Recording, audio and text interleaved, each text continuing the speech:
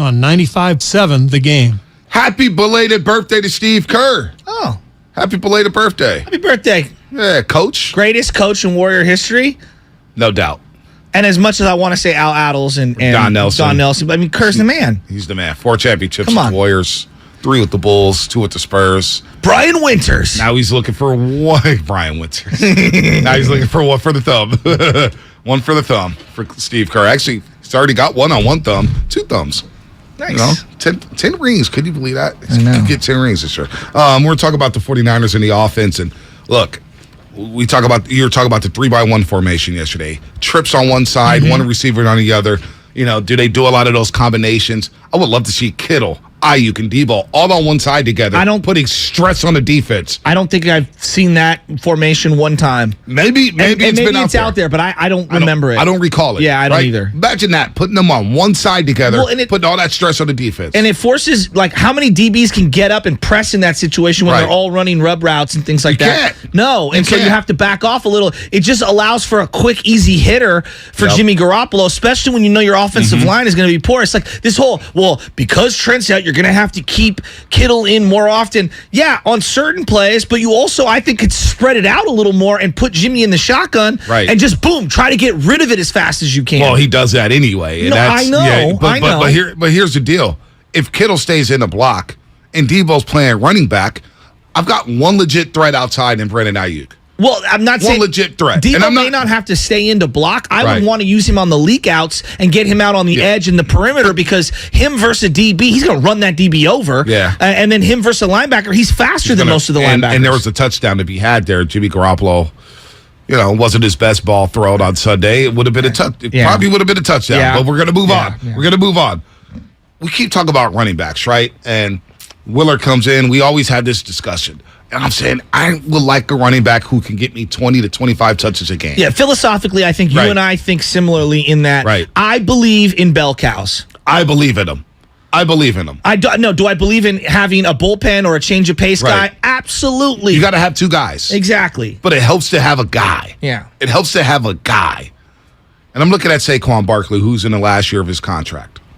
He's making $7 million this year. He's going to be an unrestricted free agent. He's played 86% of the snaps. And I get his injury history and whatnot, but you think about Mike Shanahan and having Terrell Davis, and they win those back-to-back Super Bowls in the late 90s, having just special running backs, special backs. Alfred Morris ran for $1,600 a year to Washington. Washington made the playoffs with RG3. Alfred Morris was incredible, and he was a serviceable back. He was really good.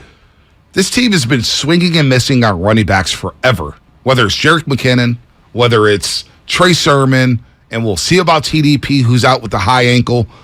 Jeff Wilson Jr. is a solid back, but he can't be your starter. He doesn't fear. I don't think he puts the fear in defenses like a Saquon, like a Najee Harris, like a Joe Mixon. We could go on and on and on. He's a 5 or less carry a game guy. Yeah, let's just call it what it is. I'm not trying to rip the guy, but there's a reason he's your number 3 or 4. So we'll see Saquon in the contract year, and he's balling right now. Balling because he's got to get paid. I would take Saquon Barkley on this team all day. How many mid-round draft picks have they allocated to running back? That's what I'm just saying. Trey Sermon, TDP. Joe Williams, who retired, didn't even make it past his first ever training camp. They took Elijah in the 6th round. They picked up the undrafted free agent in Matt Breida Matt Breida came and gone. Exactly. He came and went. If you told me, Joe, for a 2nd and 3rd round pick, whether it's, this year, next year, moving forward, I would do it in a heartbeat.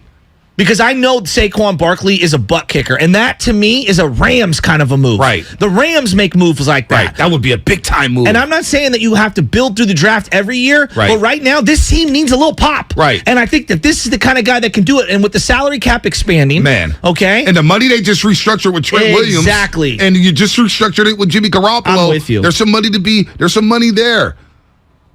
He's a 3-down back. There's no denying it. You have no 3-down backs. And if you put him out there in the slot, if you run him up in the backfield, line him up in the backfield, and he's on the linebacker, Bobby Wagner cannot guard Saquon Barkley. No. Most linebackers cannot guard Saquon Barkley. And having that threat to where defense said, okay, now we have to really account for this guy, and now I could play Debo back at wide receiver. And I could move Debo around in the slot. And now we don't look so predictable. Imagine the backfield with Saquon and Debo with it. Now we're playing Madden here, right? It's fantasy. But, according to the team's play-by-play announcer, he heard murmurs that Saquon could be on the move. I would love to keep an eye on the New York Giants. Yeah. Let's see where they go. Brian Daboll looks pretty good. He does look pretty good. I don't like Daniel Jones at all. I feel like they found a good coach there. Now, it's early. We'll see what the year looks like. What are they going to do with Saquon? They're outplaying what I thought them to be. Let's say they don't get Saquon. They don't do anything. They just stay with this particular team. I want to see Deebo Samuel just play the running back position. And you I want know to be a full-time running back? At this point, B, I'm trying to make the most of the roster. What about the wide receiver position? Right now, I have a third-round pick in Danny Gray, who I believe to be better. I think he has the potential to be better than whatever the potential is for Jeff Wilson to be better. Okay. If we're ranking them that way. And I'm trying to make the most of the roster that I have. And I hear what you're saying, and I get your point. You can't just use Deebo because I don't have a great wide receiver. I'm trying to maximize Deebo. Right. And I'm trying to get linebackers to cover him in space. We forget how good he is as a wide receiver. I know. You know, this guy's going to get drilled playing running back full time. And he's not going to last it. Bonte, he's not going to last this season. I don't love it. So you're saying to me that you don't think that Danny Gray can do anything? And even I'm high on Danny Gray, you know that. But I just don't know about him. Can he run an out route? Can he run slants? Can he get off a bump and run? You know, can he play 50 snaps out of 56? You know, can he move around? Is he going to know the play? Is he going to know to adjust? What's the rapport like with Danny Gray and Jimmy Garoppolo? They haven't had reps together. I know.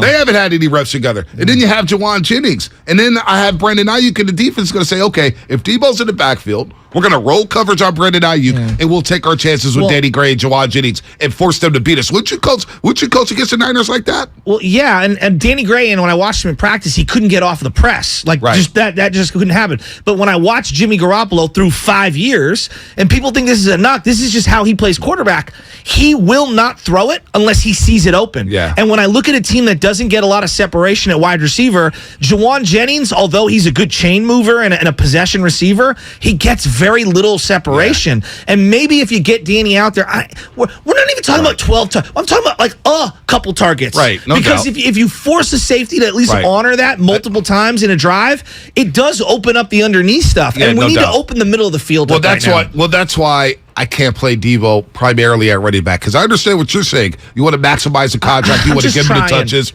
But when you line him up in the backfield, what do you have? 5 carries last week for 6 yards? Oh, Deebo? And he's running east and west. Yes. But then I don't want him running up A gaps and B gaps all the time. This is why I think I have him in the shotgun, and I'm running gun runs, and I'm trying to get him on the outside of the tackles. Look, we're getting really deep inside in terms of formations and things. The point that I'm going at is, they can win the West. They just need to kickstart the offense. This defense is so good. If I were just ranking defenses in the league, even a non-49er fan would say the Niners have a top 5 defense, right? And so if you have a top 5 defense, I just need my offense to be 20th. Just be 20th. Score 22, 23 a game. Right now, I would take 14.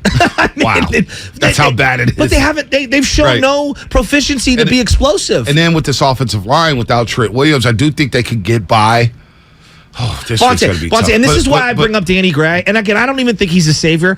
But one play, when your offense is so limited, one play that's 35 or 40, it's a field flipper. It could change a game. I mean, it's a field flipper. And on a team that's lacking explosion right now, I got to try something. Yeah, no doubt. I got to try something. And look, this is my idea. What would the audience do? I would love to know. If you say, Joe, you can't go no huddle for this reason. You can't have Kittle line. Well, then what is your solution?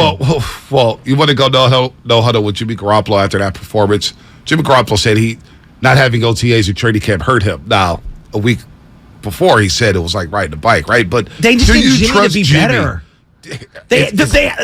Right now they have no other option but to see if Jimmy can do anything. And right now you need a jump start. So we can't go backwards. Well, Bomani Jones is going to join us in 3 minutes. Bomani Jones, ESPN. He's got some thoughts on Shanahan, the offense. It'd be very interesting to see how people think outside of the Bay Area about the 49ers and Kyle Shanahan.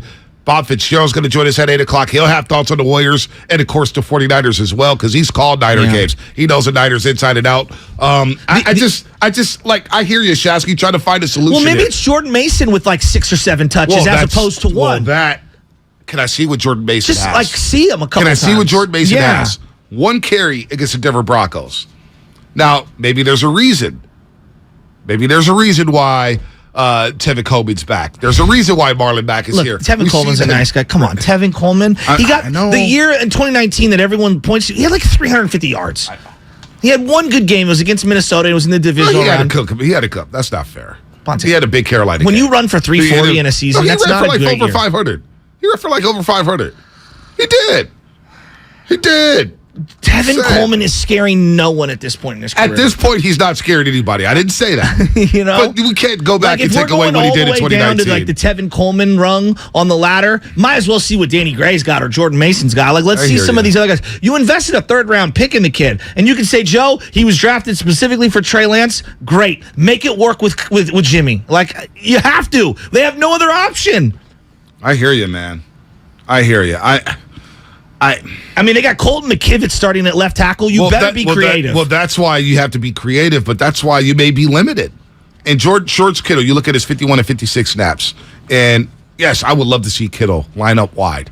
He lined up in line 38 times, and in line means on the line of scrimmage next to a tackle.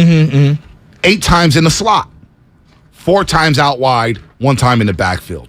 Maybe it's 15 times in the slot. Maybe it's 7 times out wide. Can you get a linebacker on him out wide to where you can run? Like if Bobby Wagner's matched up on George Kittle, Jimmy Garoppolo and Shanahan, I would love for them to identify that matchup, isolate Bobby Wagner on George Kittle, and attack him. I know. And attack him. That's what I want to see this week. You have to take advantage of matchups when you get them. Let's go to Jose in Oakland real quick. He's got some thoughts. He's listening on the Odyssey app. What's happening, Jose?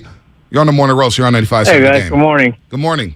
I think these limitations with the Niners offense goes back to Kyle Shanahan and his usage of some of his players.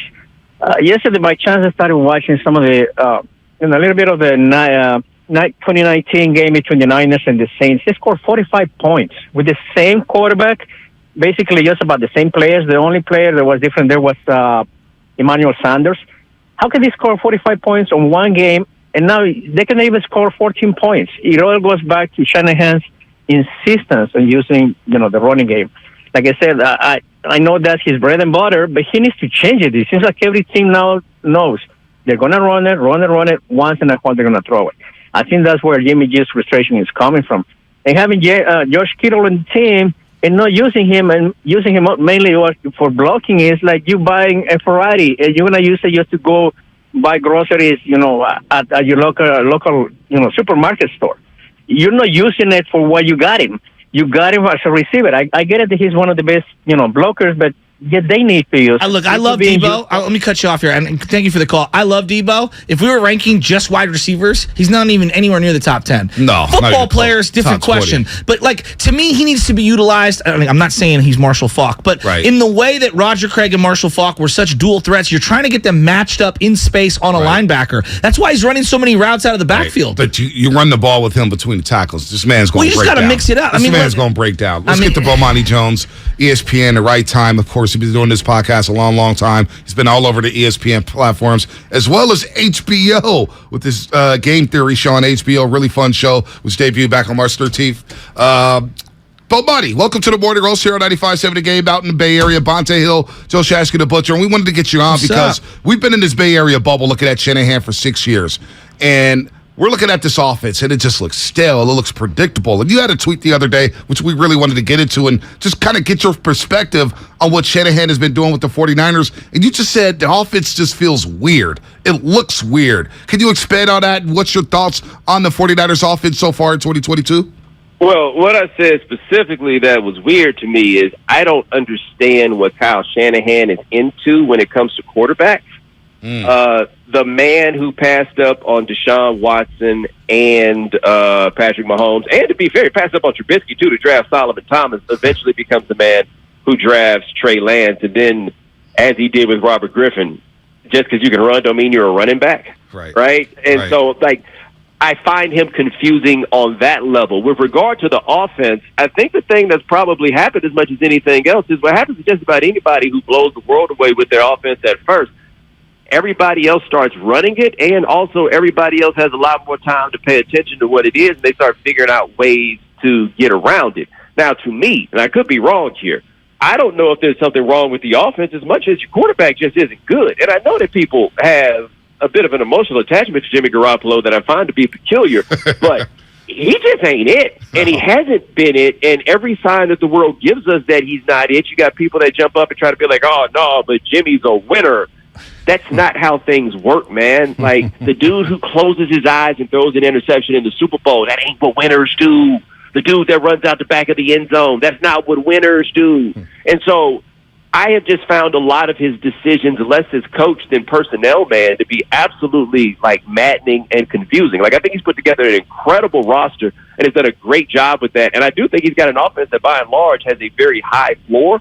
But this team ain't going to get it done with the backup quarterback, but can you blame a head coach for not being able to get it done with the backup quarterback, even if the backup was the starter before? That's a great question. I mean, you're kind of preaching to the choir on the Jimmy G thing. Me and B have been screaming to the high heavens for multiple years now. But what about this defense? Like, I know, look, the quarterback play is bad right now, and maybe he bounces back this week. They're 7-1 after a loss when Jimmy and Kyle are together. So maybe they bounce back this year. But I'm looking at the defense. I feel like they have a top-tier defense. Can they still get into the playoffs with this kind of a defense when you look around the NFC? Oh, yeah, I definitely think that they can. For one, that's not a very strong division that they're in, right? Like, the Seahawks are, okay.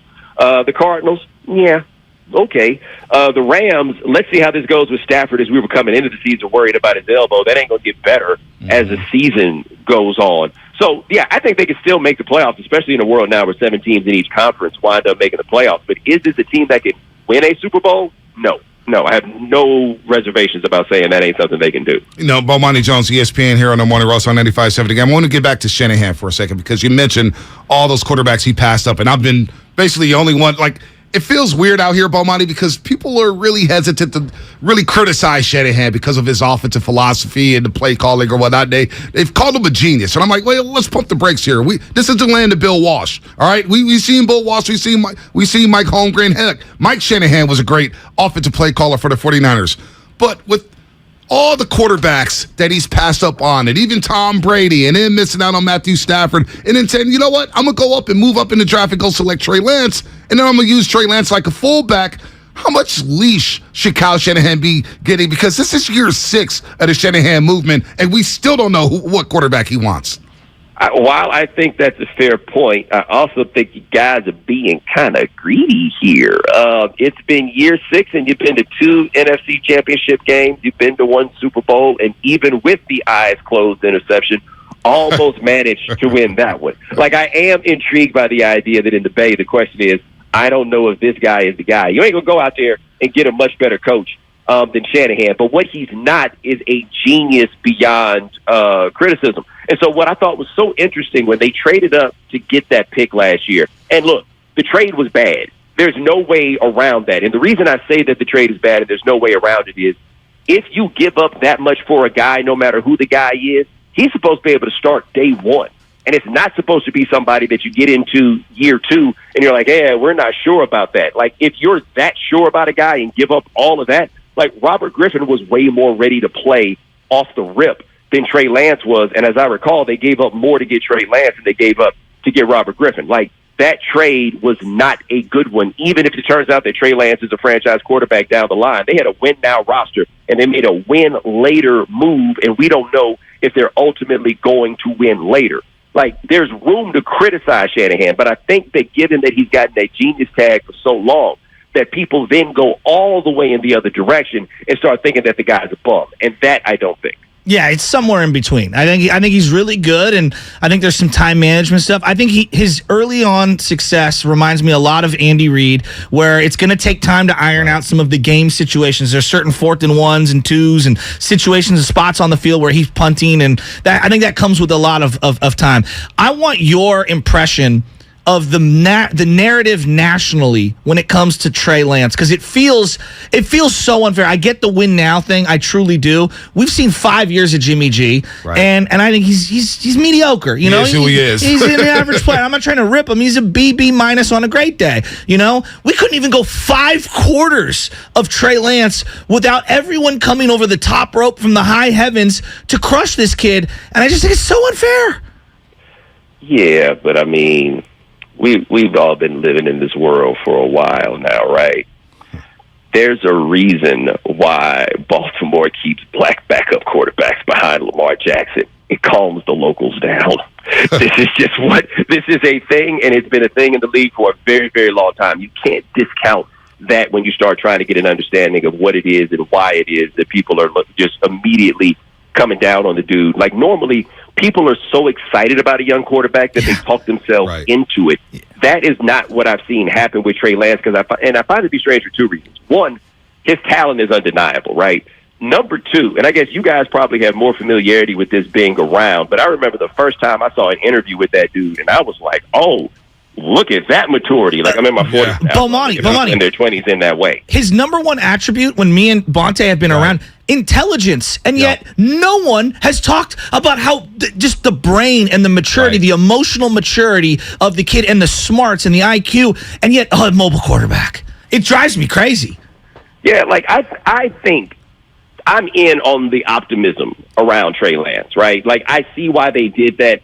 I thought it was so funny. And this, to me, was when I realized that everybody was just so over the top and never questioning Kyle Shanahan, is when Chris Sims, who, by the way, has Kyle Shanahan's initials tattooed on him. Yeah. It's odd. When Chris Sims said, hey, if he's making this trade, I think it's to get Mac Jones, the entire NFL press corps talked themselves into the idea of Mac Jones as number 3 pick when not a soul ever thought that dude was the number 3 pick. But that was how far people were willing to go to talk themselves into the genius of Kyle Shanahan, because they believed that Kyle Shanahan was doing it. Then it must have been the right thing. No, you make that move as they did, it's to get a guy with the ceiling that you have with someone like Trey Lance. Now, to be fair to fans, if you think you got a win now roster and you think this guy is a win later player, then yeah, maybe you're saying go get Jimmy Garoppolo. I'm just here to tell you, nobody's trading all those assets if they think the guy they have is good. And it's interesting that the time that people want to start questioning the genius of Kyle Shanahan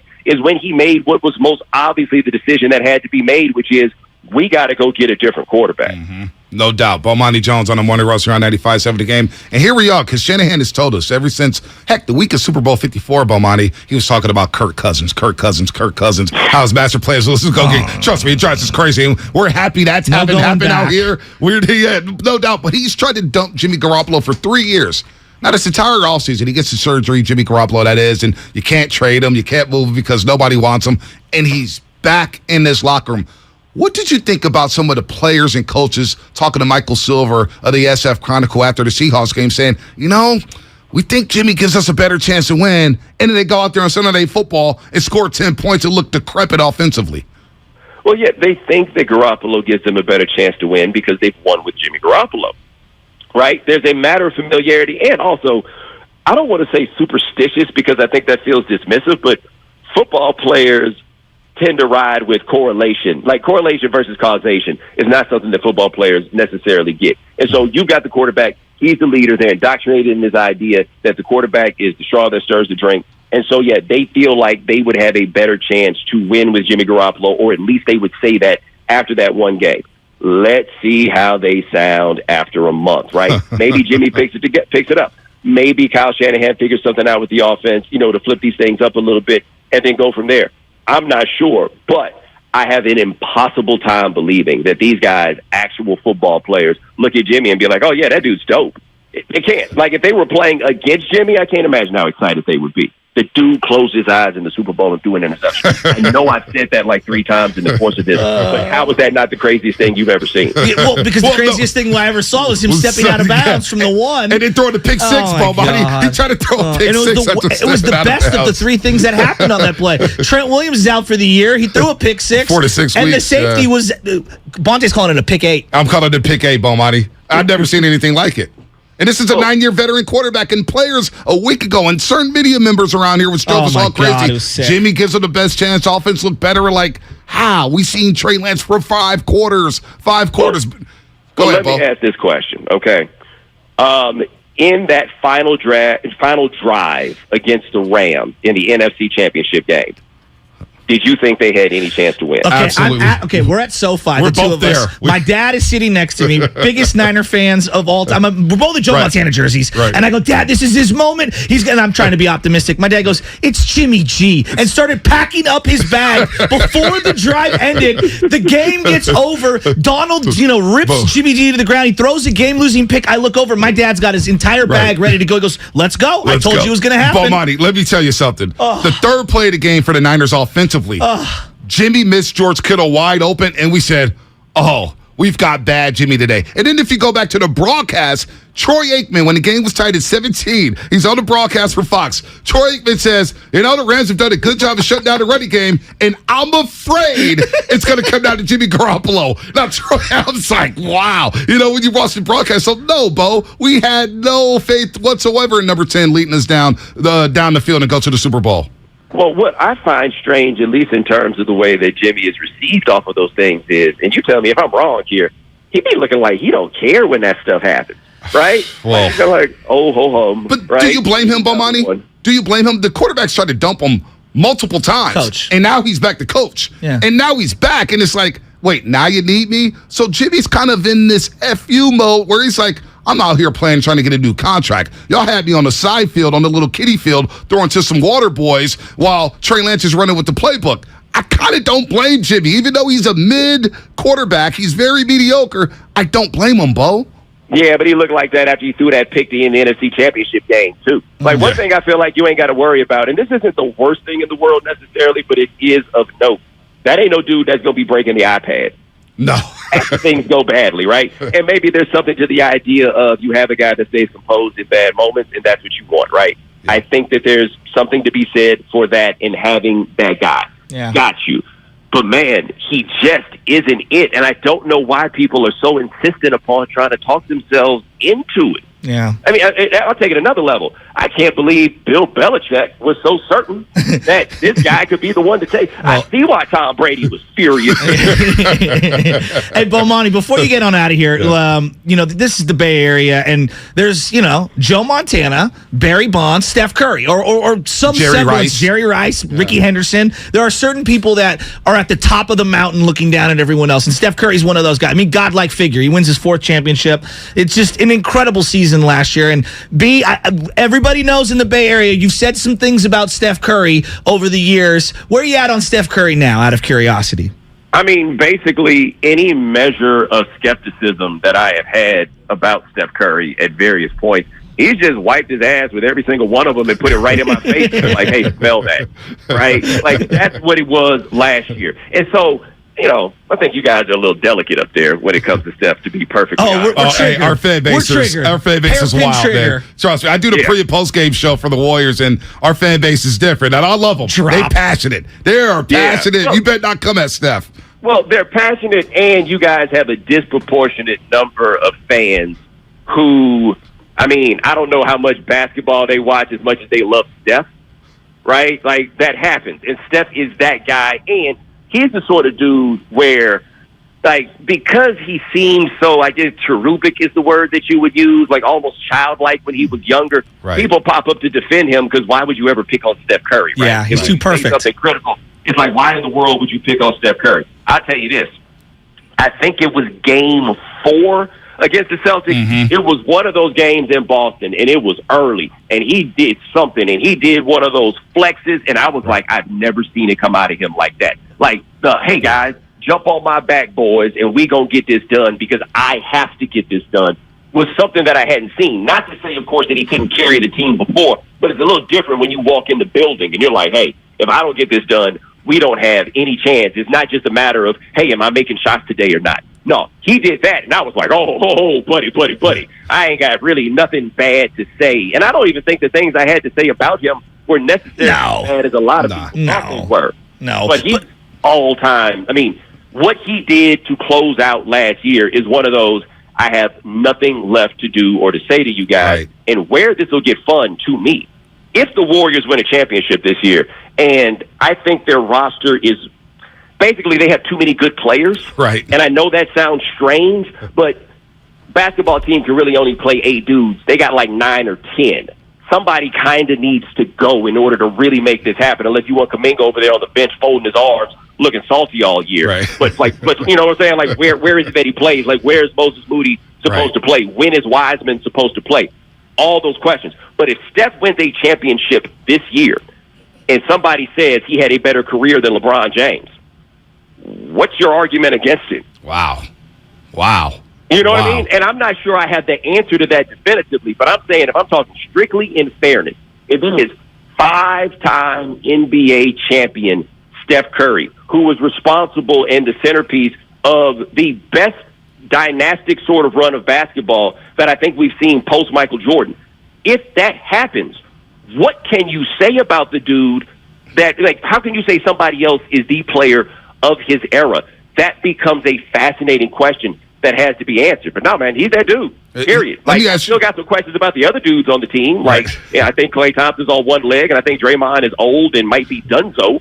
But Steph, nah, man, you've done it. I don't even want to talk about that dude no more because I feel like I'm just going to I feel like I actually should just get out here and say something critical about Steph so that he can come out and average 40 points a game. No, Steph is incredible. And Warrior fans do ride for number 30, no doubt about that, especially this franchise. That I'm sure, Bomani, when you were growing up, you're like, the Warriors, where they play? Nobody knew about the Golden State Warriors. This franchise was terrible. They were awful. No, well, they were in between. They'd either be really fun or really bad. Yeah. Right. Yep. With no in between. Really fun or really bad, or, you know, sometimes you got to yoke your coach up by the neck. Yeah,